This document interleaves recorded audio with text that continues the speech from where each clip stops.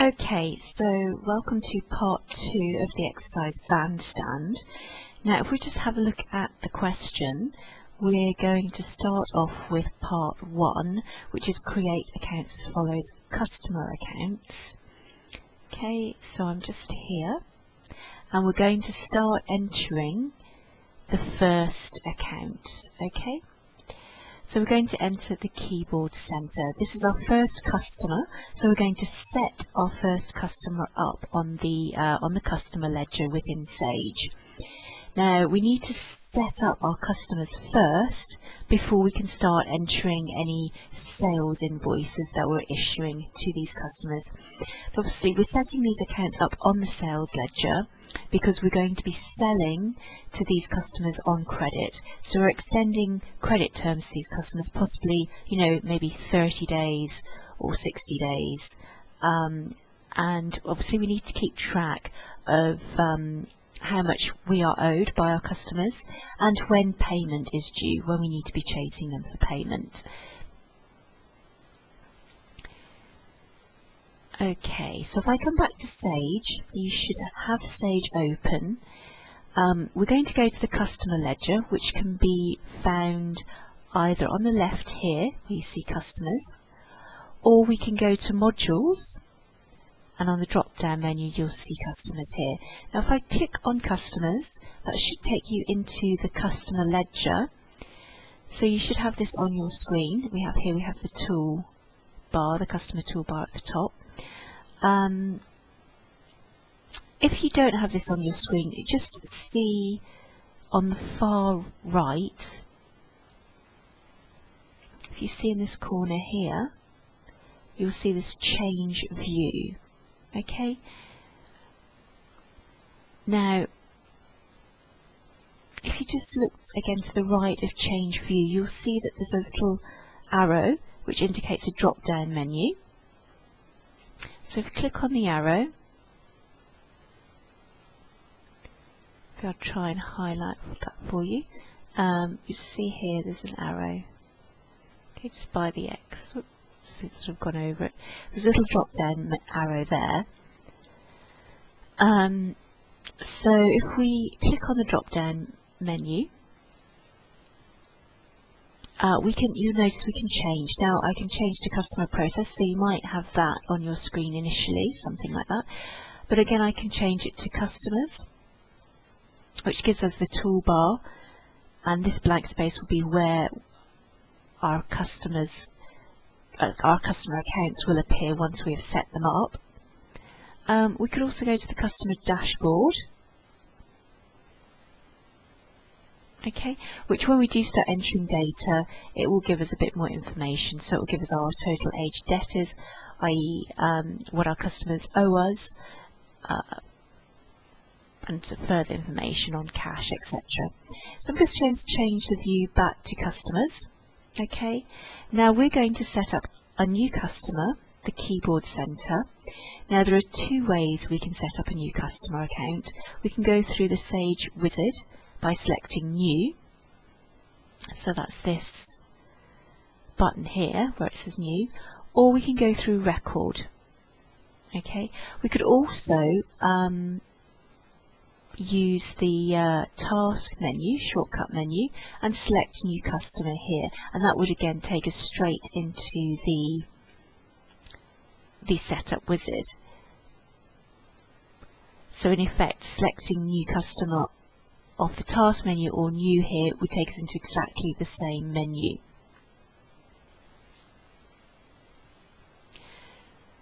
I think to start with, I'm just going to go into new. So if you go select new, and this will take us through the wizard to set up a new customer. Okay, now it gives us some tips here. It says the record to guide you through creating a new customer account. So creating a new customer account, the customer's name, okay, and unique reference code. So we need to enter the customer's name, and we also need to enter a unique reference code. Okay, Sage recommends that these reference codes are alphanumeric, and we have been given an account number for the keyboard center within the question, and that is K136. Okay, so that's the unique reference we're going to be entering, K136, for the first customer account. And then finally, is there any opening balance? Okay, opening balance that should be applied to the customer account. When it's talking about an opening balance, it's basically asking, if we're sort of setting up a company that's been running already, there may be balances, obviously, that within the company accounts that need to be entered into the software as we set it up, coming from a previous financial period, previous accounting period. So there may well be a customer that already owes us money, as I say, from a previous accounting period, so we would need to enter that, and that would be entered as an opening balance for the new accounting period. Okay, let's just get started and go to next. Okay, so here we have the name, and we need to enter the new customer account name. So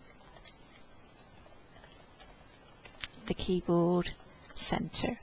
Okay, and now just here in the second box where it says AC ref, our account reference, we're going to enter our account number, our unique reference code. That's K136. Okay, and then I'm going to select next, and we're going to enter the address. So I just come back to the question. Let's have a look at the address. Okay.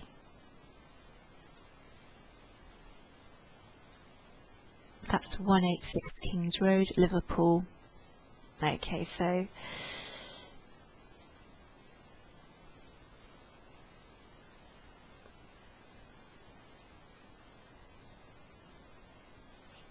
I'm just going to enter the address.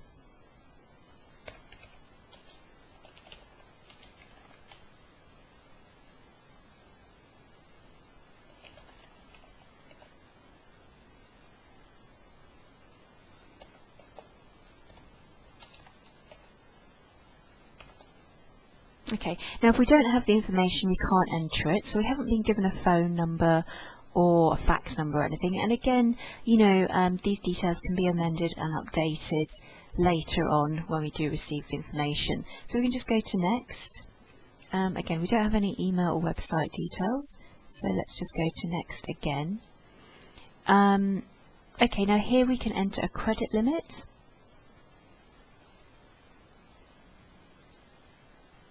Okay, the nominal code, well, remember our sales, our nominal codes for sales should be within the 4,000 range. If we were going to sell the same item to the same customer each time, then we could select a nominal code, a specific nominal code relating to that sale. But at the moment we don't know. We haven't customized our sales categories yet, so we can just leave that. So leave that as 4,000. But we could enter a credit limit. So let's just to show you this as an example, let's enter a credit limit of 7,500. Okay. Now just check the tax code. Okay, the tax code for VAT is 17.5%. That is correct. We're not going to enter any discount for the moment, so if we just select next. Now settlement due days, well, it's going to be settlement due in 30 days. We're expecting them to pay in 30 days. And then we have terms agreed. Okay, so if I just click on the little question mark there, if you have agreed payment terms with your customers, check this box. Effectively, when you have the contract, the signed terms and conditions back from your customer, then you can tick this box. for practical purposes, while we're doing these exercises, it's always make sure that you tick the terms agreed, otherwise it will just keep coming up and reminding you to tick it, and it will slow you down as you're entering transactions. Just make sure that you tick that terms agreed box.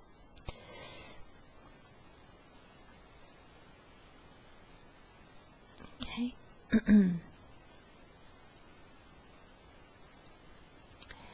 And just go to next. Right. Okay, now the date the account is opened, let's just put the beginning of our financial year. So that's 01/04/12. We have no credit reference at the moment. So next credit review, well, that would be, when are we going to possibly look at raising this customer's credit limit? Okay, currently we've got a credit limit of 7,500. When do we want to review that? Maybe increase it or even reduce it? And you could maybe make a note of their last credit review. But we don't really have that information to hand. That would be information that you would put in, obviously, once you know the customer a bit better. So we're just going to go to next. We don't have any bank details for our customer at the moment, and we're not going to enter our own bank details. So just keep selecting next. Okay, now here we come. Do we need to enter an opening balance? Well, this is our first exercise. We're not going to be entering an opening balance at this stage, so we just need to select no, there is no opening balance. So it's just the first one that you want to check. Okay, no opening balance for today. Once you have done that, then just select next again.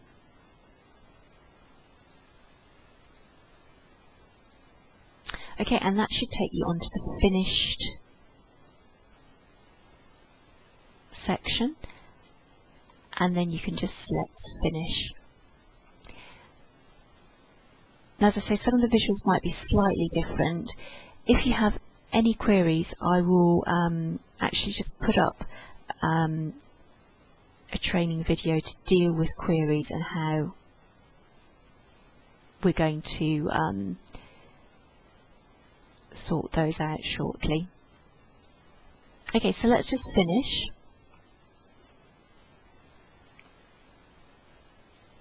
Okay, now here we can see we've got our account number. Okay, we've got our account number there, and we have our credit limit. But as yet, we don't have any balance outstanding on the account. Okay, so all our customer accounts will come up here. Okay, so I'm just going to move through and enter the rest of the customer accounts, and you can enter them with me. So we're going to move on to the second one, Webb's Music Shop. Okay.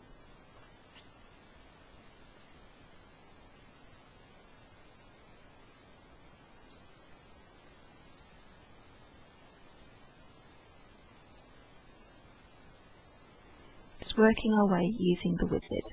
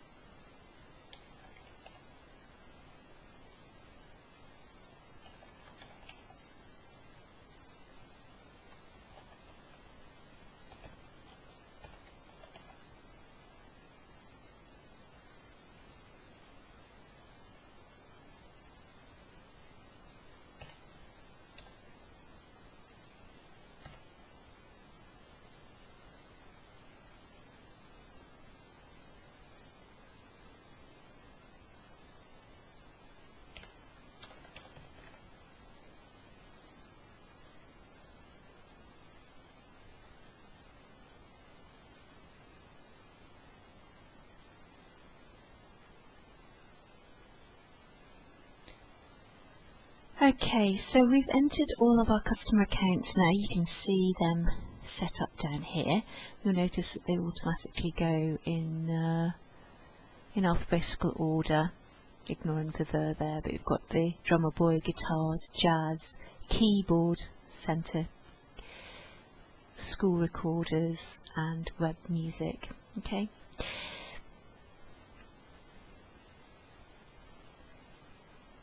So now what we're going to do is we're going to customize our chart of accounts. So we're going to come down to the next part of the question, which is here. Okay. Now the thing to take note of is that it's nominal. Okay. We're customizing our nominal ledger for our business. Now we sell musical instruments, so some of our sales categories are going to be allocated to keyboards, for the sales of keyboards, pianos, electric guitars. Now this is so that when we run reports we can see, you know, how many keyboards we're selling, how many pianos we're selling, and do various analysis of our sales. It also sort of show up when we run our income statement as well, so we'll be able to see the breakdown of which instruments are selling better. Okay, so if we go back to Sage, now remember when I talked about the chart of accounts and the nominal ledger, and nominal codes, we needed to go to the nominal ledger. So if I go to modules, now again on the 2012 it may be split nominal ledger and financials. Here the nominal ledger is within company, so I'm going to select company. Basically you want to come into the nominal ledger. Now what we're going to do now is, as I said, we're going to customize a nominal code. And the nominal codes we're going to customize are these ones here. Okay, so first of all we're going to customize 4211. We're going to bring that up and we're going to call it sales keyboards.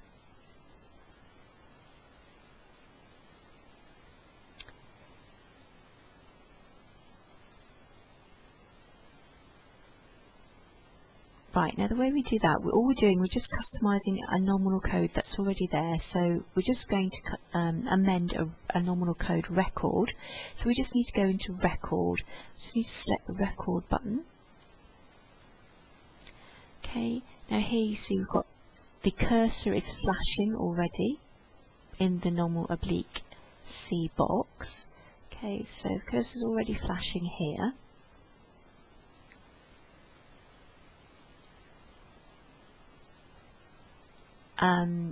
So we're just going to enter that code, so that's 4211, okay, and then we're going to come down into name and we're going to enter the name and we're going to call it sales keyboards.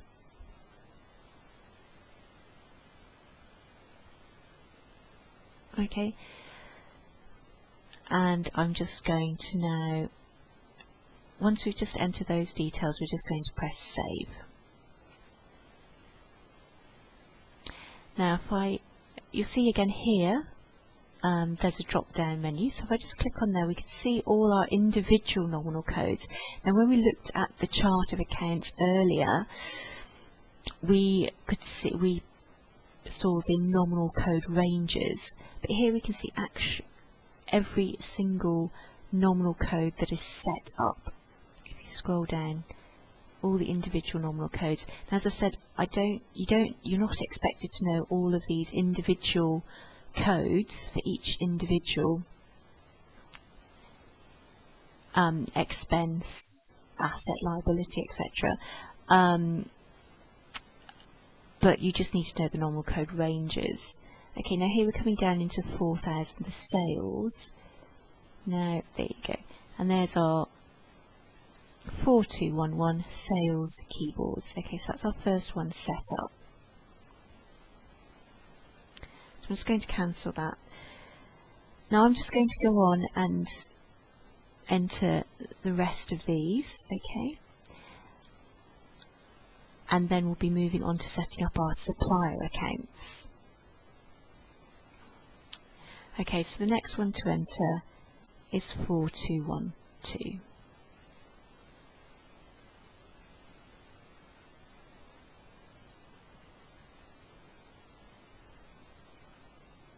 Now if you can just enter these with me, okay?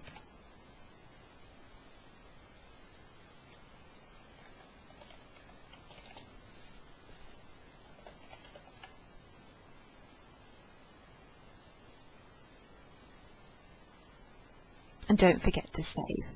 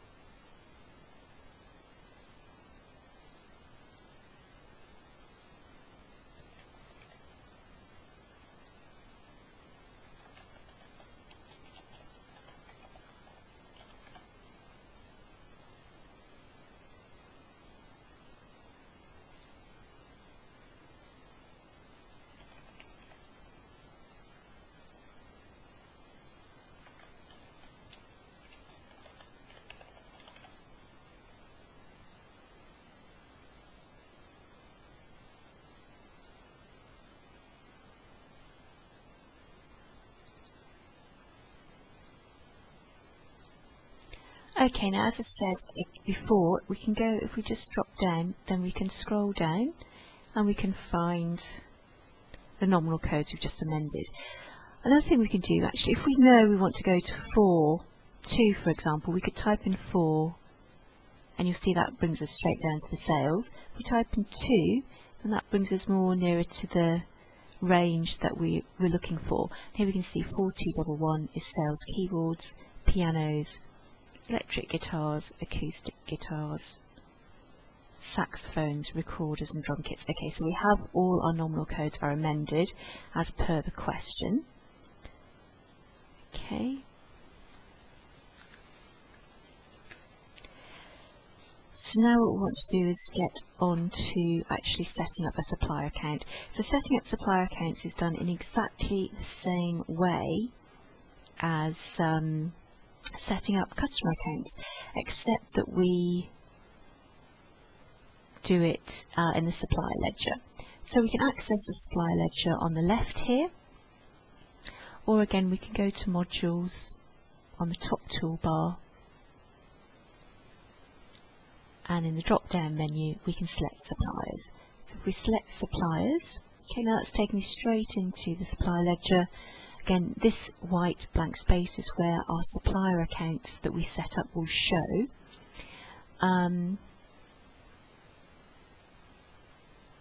Now, again, we have our task shortcut menu, so we could set up new supplier, select new supplier there. That would take us straight into the supplier setup wizard. Or, yeah, as I say, we could also create a new supplier through record, but we'll be doing that in later exercises. Today we're going to use the wizard and we're just going to select New. Again, over here in the far right, you'll see this Change View, and again we have a drop-down menu. So you may have something like this. So see, if you use the drop-down menu, you can switch. So you also get a dashboard. I think this is a lot clearer. You can actually see what's going on. You can see the accounts. So I actually just prefer this menu here, but it's personal preference. It's what you prefer. Some people prefer to use the task shortcut links here. So if we go to New, okay, that takes us into the supplier wizard, okay, record wizard. Okay, and again we need to enter the supplier name with the unique reference code. Okay, so that's the account code for the supplier, and we're given that here, TP24. So this is the first one that I'm going to be entering, TP24 total percussion.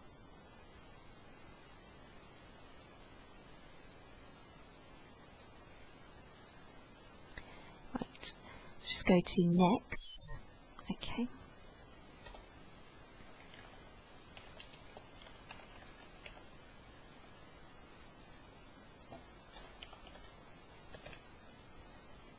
Now if you just want to enter this with me, okay.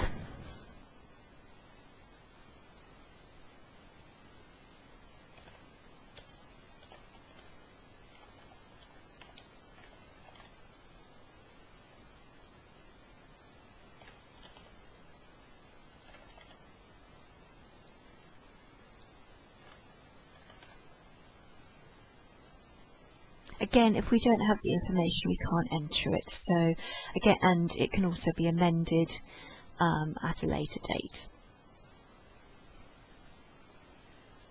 Okay, we're not given a credit limit, so just leave that as 0. The nominal code we will leave for now, and the tax code is correct. Okay, settlement date be 30 days. Pay, and just remember to tick the terms agreed. Again, this is you know, have we agreed terms with our supplier.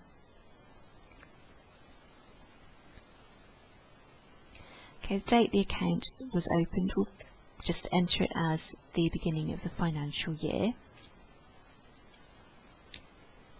Okay, we have no bank details. So again, just leave all of these blank, go straight to the end, just keep clicking next, and at the end, again, for this exercise we have no opening balance. So just select the first one, no opening balance, to enter. Okay, and then next,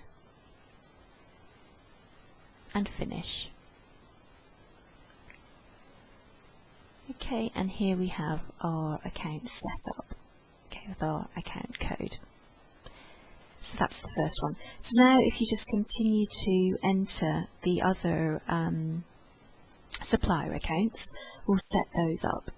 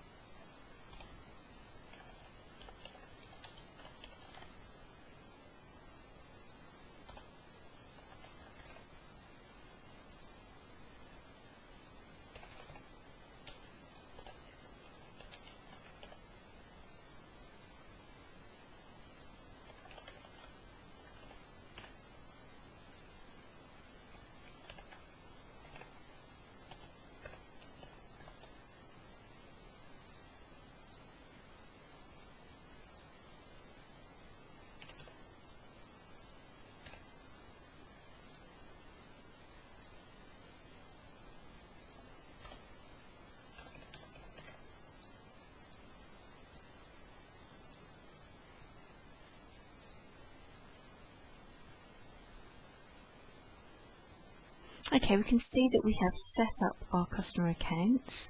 Let's just check that we have got all of them. Okay, so the first one is TP24,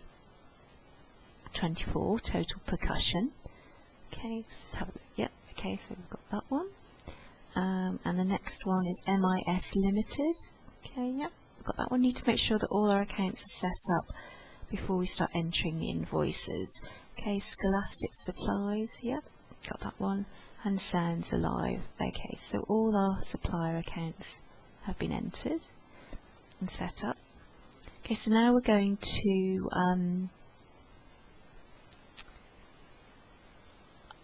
customize our nominal codes again with regard to our purchases.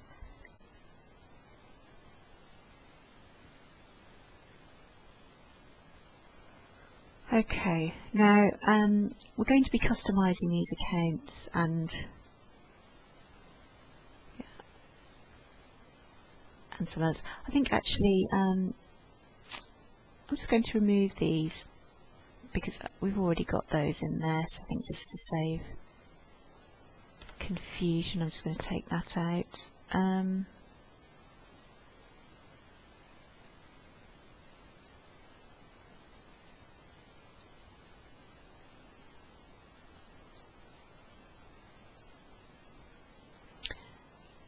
Okay, now remember remember our chart of accounts within Sage. We had our purchase, we had our range for purchases. So that's what we're going to customize here. Now, so at 5201. Now if I just go back to Sage and I go back to the COA, the chart of accounts, and I just double click on there. Again, you'll have two tabs, one for profit and loss, one for balance sheet. Now this is going to be within your profit and loss, so if you select profit and loss purchases, you'll see here we have our purchase all within the 5,000 range, including stock. Okay, so let's go close that down. Let's check. Okay. Now again, this will be done in exactly the same way as when we customized the nominal codes for our sales. Okay, now what effectively this business is doing is it's buying musical instruments and it's selling them. So obviously this is going to make up part of our stock. Okay. And our purchases. So let's go to, again, we need to go to the nominal code. So you can go to modules and again the company. It may be separate in your drop-down menu. Nominal ledger and financials are separated, I believe. But anyway, if I select company, you effectively want to make sure that you are in a nominal ledger. And again, we're just going to customize the nominal codes. So if we go to record, okay. And the first one that we're going to do is going to be 5201. It's 5201. Okay. Right. And then just delete any name that is currently in there, and we're just going to enter the new name.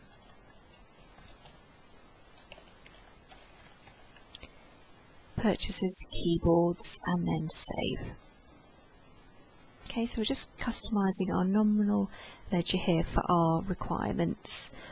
Okay, and the next one is 5202.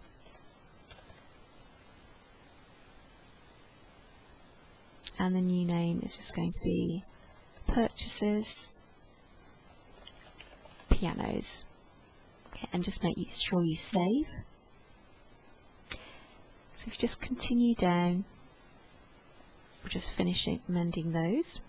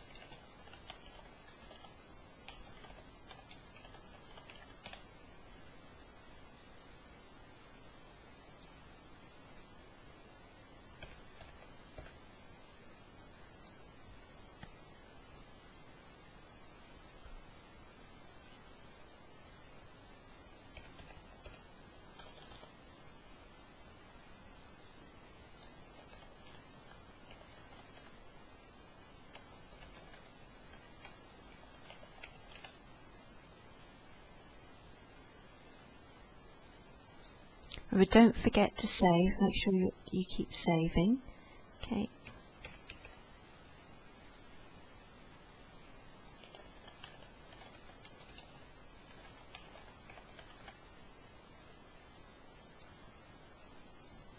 The cursor will always default to the nominal code, the end oblique C there. The cursor will always default to this, to here, so it will always be there. That's where you're entering the nominal code you want to set up.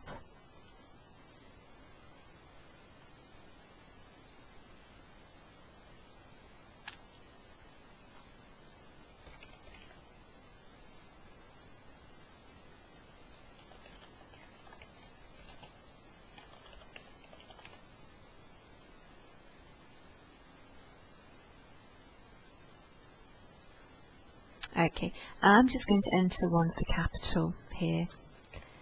Yeah. Okay.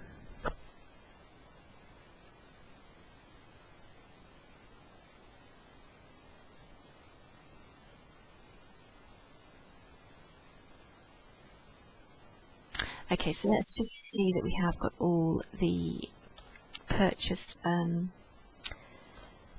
nominal codes amended that we require. Okay, so again, if I type in 5, you'll see that brings me straight to the nominal codes beginning with the number 5, and if I type in 2, that brings us down to where we want to be. Okay, so we've got keyboards, we've got pianos, electric guitars, acoustic guitars, saxophones, recorders and drum kits. So just check that you've got all your nominal codes saved and entered as well. Otherwise it will hamper you when you start entering the invoices. Okay, and just check that you have okay, the capital account, just to make it easier for this exercise. Okay.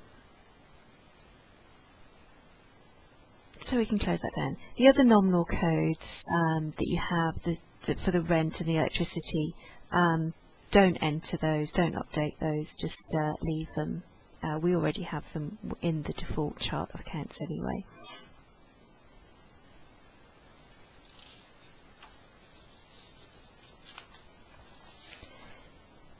Okay, so we're going to move on to question 2.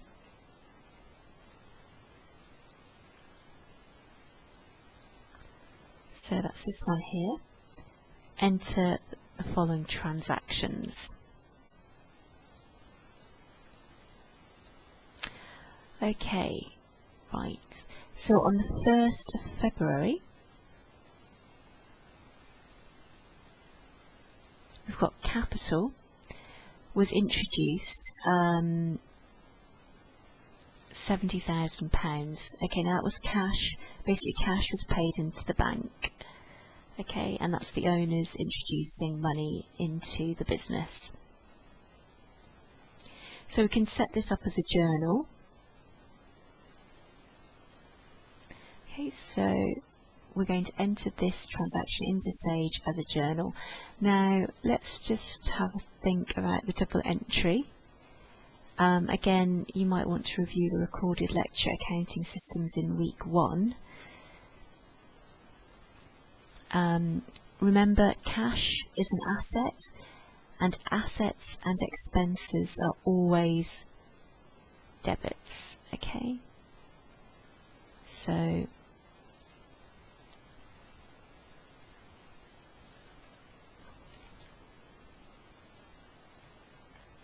cash is an asset. Okay, and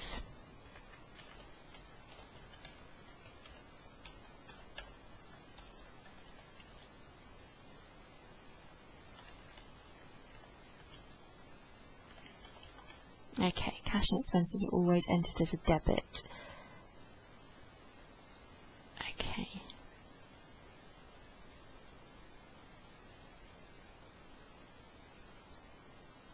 So if we look at a T account, okay, I'll just draw one here. Right.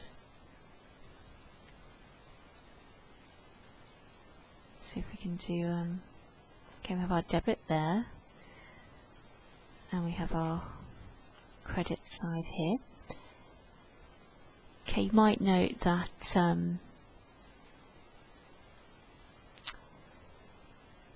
debits are always on the left and credits are always on the right. Okay, we would need to enter a date and a description, or effectively where it's going, and we're going to debit effectively the bank by 70,000. Okay, so that would go here. Okay, so this would be our bank T account. Let's see if I can. That's going to. Okay, so that's our T account for the bank. Okay, so we would debit the bank.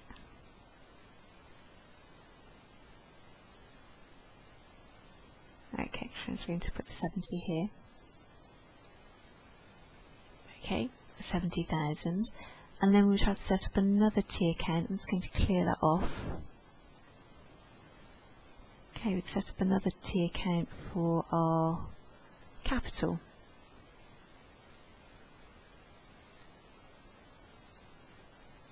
Okay, so we've got a debit on that side, and we've got our credit there. That's going to be, okay, let's move that along there. Okay, and we would, this would be our capital account. Okay. Now what we want to do is we want to credit capital. Okay, so by the 70.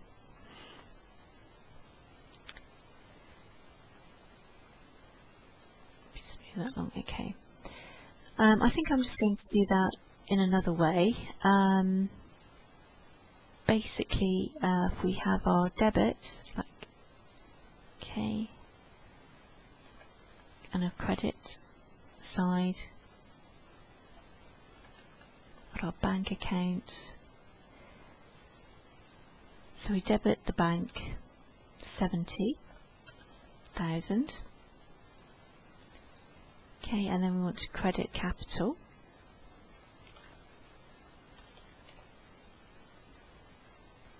Move that along a little bit. Okay, 70,000. Okay, now if we add both columns up, then they're going to balance out. The total is going to be the same. Okay, so let's just clear that. Remember, why are we crediting capital? Well, capital is effectively monies owed to the owners. Okay, so liabilities, any monies owed by the company to suppliers, capital and revenue are always credits. Okay, so let's write that down.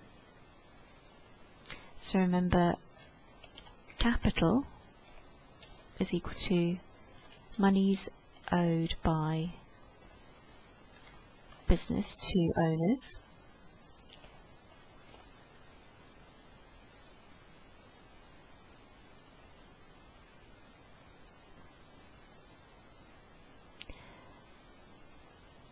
and liabilities and revenue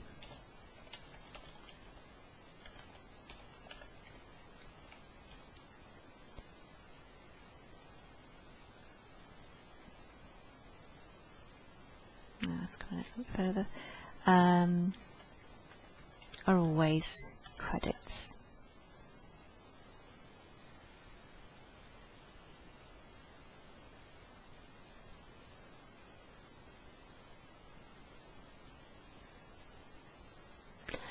Okay, so we're going to enter the journal into Sage. Now, you'll notice, as I said, go to the, make sure you're in the nominal ledger. see that now. Okay, so make sure you're in the nominal ledger. Now if we, which again can be accessed from the top toolbar, okay, modules. Okay, again, as I say, in the 2012 version, nominal ledger and financials may be listed separately, but you can go into company, or you can go into company here, and you'll notice here on the top toolbar, okay, we've got new nominal record where we were amending the nominal codes, activity, and here we have journals. So this is where we want to go. We want to select journals. Okay, now journals will always be numerical in ascending order and should be, again, given a unique reference. So this is our first journal that we're going to enter, so I'm going to call it JNL1. Okay, now what date is it going to be posted? Oh, we're told it's the 1st of February. Okay, so it's going to have to be the 1st of February 2013.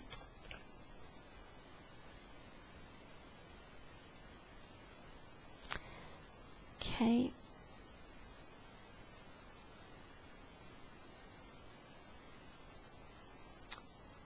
Right.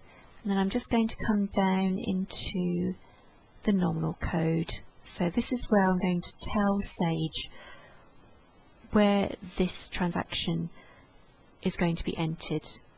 You know, what category are these, is this item going to be entered to? Well, it's going to be entered to the bank, so we need to account for the cash that's been paid into the bank. We also need to account for the capital that's going to be owed to the owner.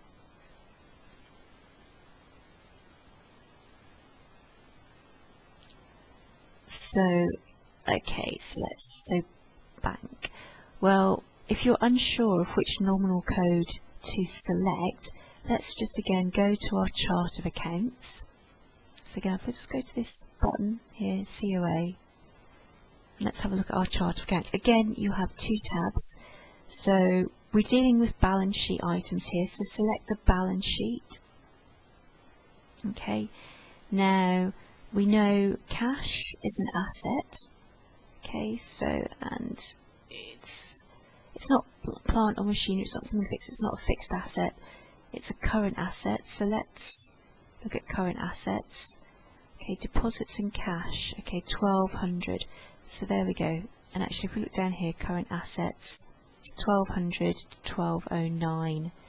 So that's the nominal code range for our bank accounts. Actually, it could even be extended 1210 to 1239. So this is the range we need to be looking at anyway. So we can find our bank account within this range. Okay, so you might want to just write that down.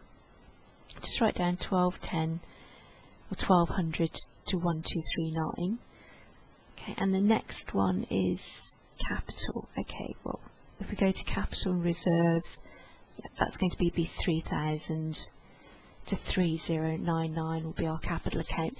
Now you just set up a capital account, so 3001. So actually we know the nominal code for capital, so we can close that. Right, so if I go back to the journal, okay, well we know the one for capital account because we just set that up in the questions, so we can enter that first, 3001. So we just type in 3001 and our capital account comes up, so we select that. Now we need to enter a detail, it's capital introduced, so we just type in capital introduced. Okay, and remember capital is always a credit, so we're just going to type in 70,000 there.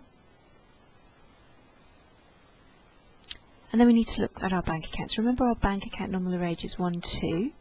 Okay, so if you just type in 12, Sage will bring up the individual codes. Now remember the range is from 1200 to 1239, but here we have each individual code for each individual bank account. You see that after 1239 we've got a company credit card, so actually the only bank accounts we have set up individually go to 1230, but the nominal code range is 1200 to 1239 more or less. So we're always going to be using the bank current account. So for our purposes, we will only use two bank accounts. That will be 1200 and 1230. Okay, 1230 for analysing petty cash transactions and 1200. But just remember, in a business, you might well be using several bank accounts, investment accounts, deposit accounts, possibly a couple of business accounts. So it's always important to make sure you are in the correct bank account before you post any transactions. So we're going to select 1200, and then I'm going to go straight to details. Leave department as 0, okay, for now. And here is where your F keys come in handy. I'm not going to retype capital introduce. I'm just going to select the key F6. Okay, and that should copy down the top line. It's not working for me because I've got some other things in there, but as I say, if you use F6 here, that will copy the row above. Okay, and I'm going to debit the cash, 70,000. Okay. Now journals must always balance. So if we look at the bottom of the totals here, you can see the totals balance. Okay. So that's fine. So now we just want to save that. So just check your reference and the date is correct. Okay, and your nominal codes are correct. The amounts are correct, and then once you're happy with that, then you can save.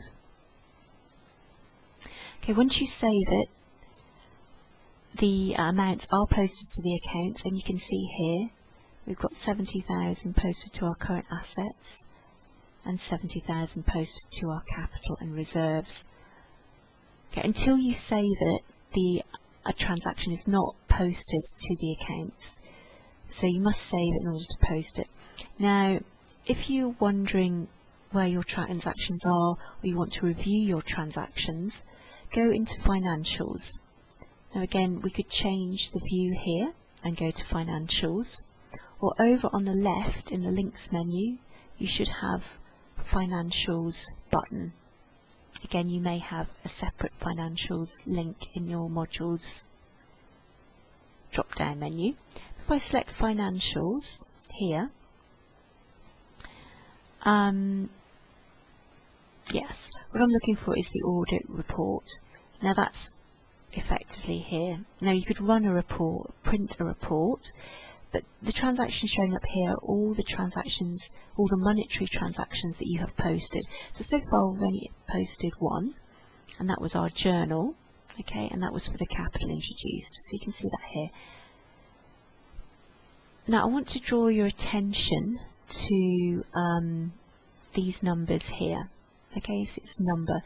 Now you might remember that earlier I mentioned Sage gives every transaction you enter a unique number, starting from 1 all the way down to 3 in ascending order. So this comes in handy when you're looking for transactions, because this number, the Sage ID number that Sage gives each transaction, is the same throughout Sage. So for example, if I wanted to find this,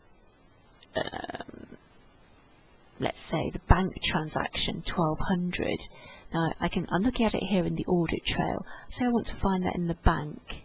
Okay, I can go to the bank. So if you go to the bank with me, and here we have our current account. So if I just click on twice on the current account, okay, and go into activity, that's this tab here.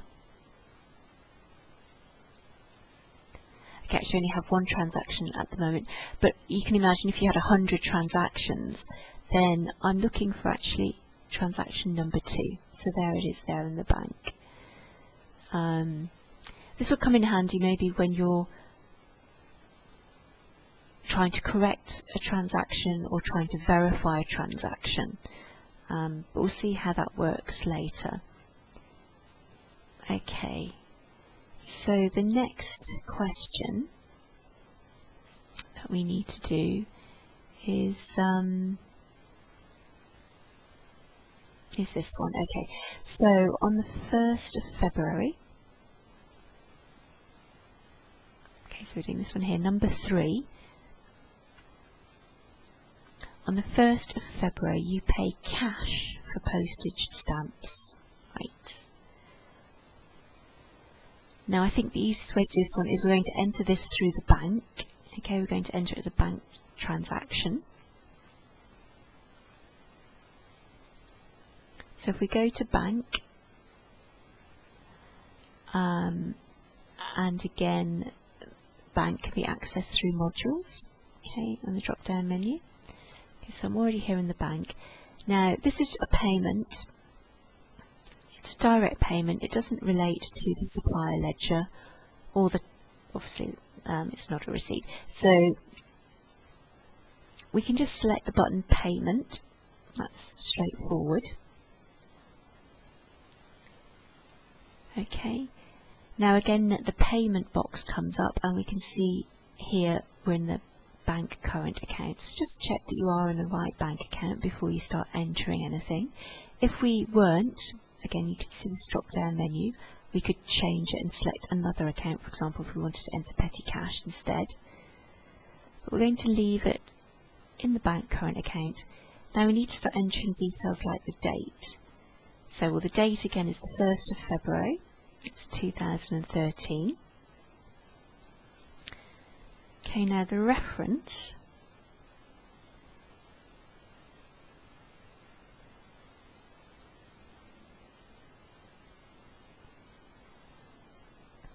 okay, we don't actually have a reference here.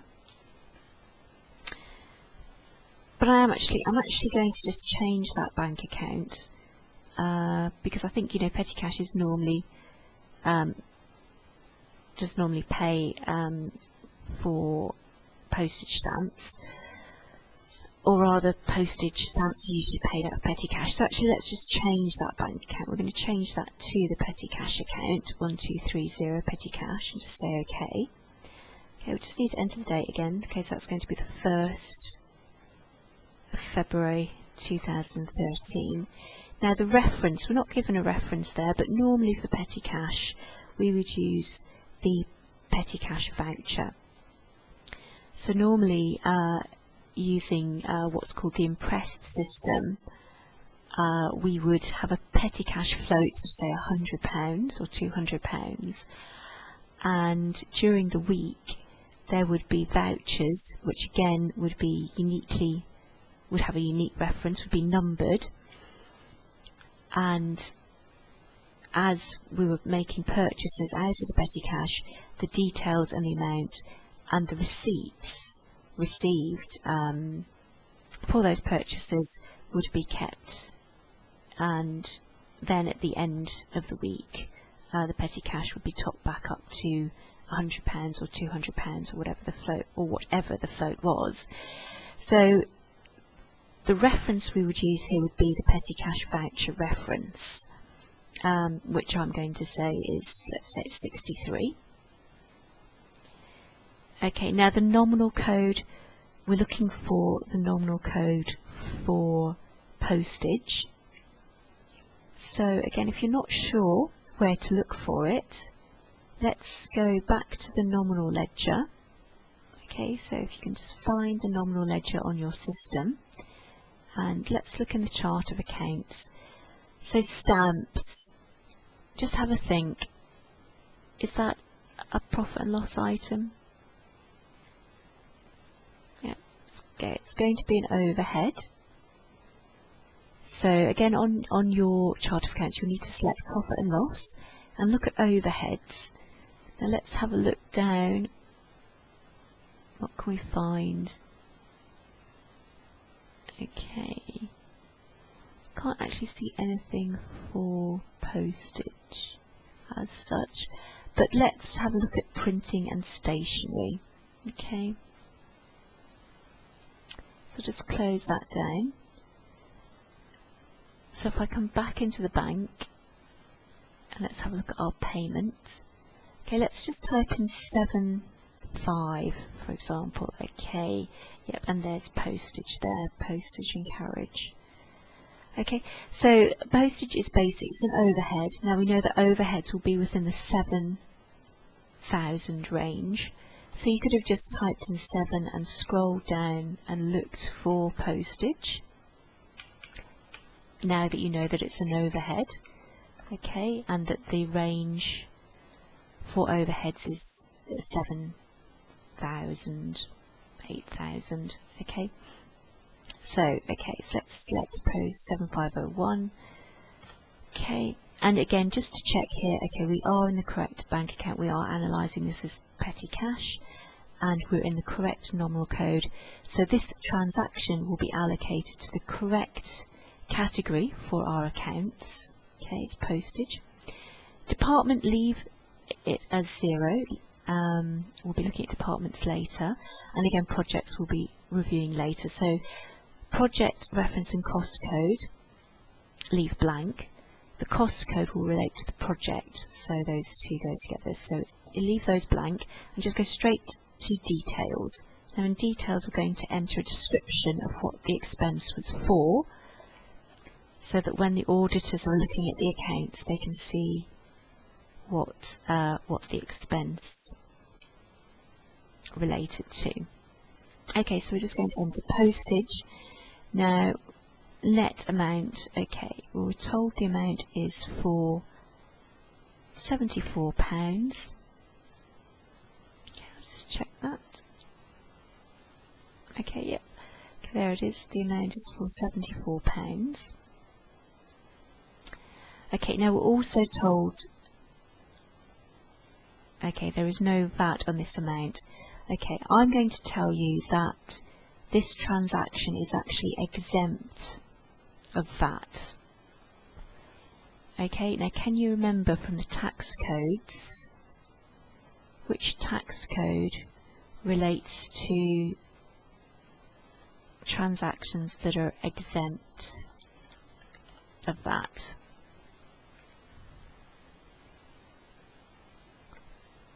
Okay, remember we have T1, T2, T0 and T9.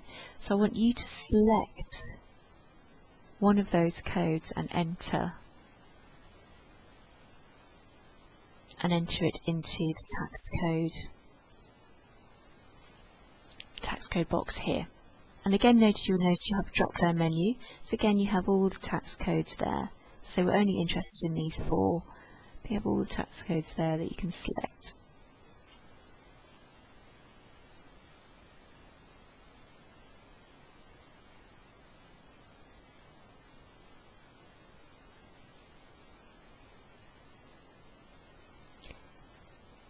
Okay.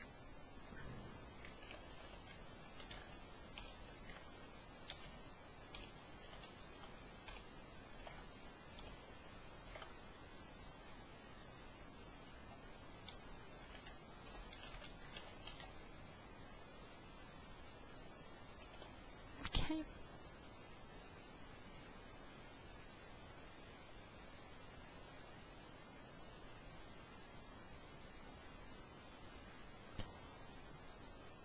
Okay, it's T2, so I'm just going to enter T2, and if we tab over, you'll notice now in the total column it's 74, okay, because of course it's exempt of VAT. The tax should be 0. Okay, so tax is 0 because it's exempt, and our total is actually 74. Okay, so make sure you save your work before you close, otherwise it will not be posted. So if we just save that one and then close. Now again, if we have a look at financials, so let's select financials. Okay, you can go to, remember you can go to modules, or you may see it on your links. Okay, just let's have a look at our audit trail now. Okay, so we have our capital, and now we have our postage transaction. Transaction number 3 has been entered, and it gives us the Sage unique number that's been allocated, that Sage is allocated to the transaction. Okay, it's got this initial, what type of transaction is it? CP. That stands for cash payment. Okay, actually I'll give you a list of these types, which I believe are in the manual that was handed out to you anyway. It's a list of the different, what the different initials mean. JC is basically journal credit, because we credited capital, and JD is journal debit, because we debited the bank. Okay, it tells us which account it's been posted to. Well, that's the bank account. Which bank account? There's our description and our date and our reference, and of course we've got our tax codes there. You'll notice here the journal has been allocated a VAT code of T9 because, of course, as I mentioned earlier, journals, bookkeeping journals, are outside the scope of VAT.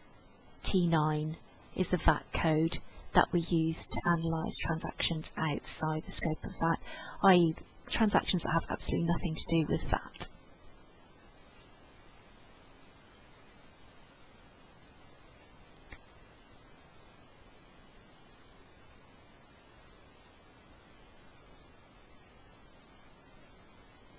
Okay, and it's time for a break. Okay, so if you want to take 10-15 minutes to get a drink, and we'll basically start entering the purchase invoices on your return.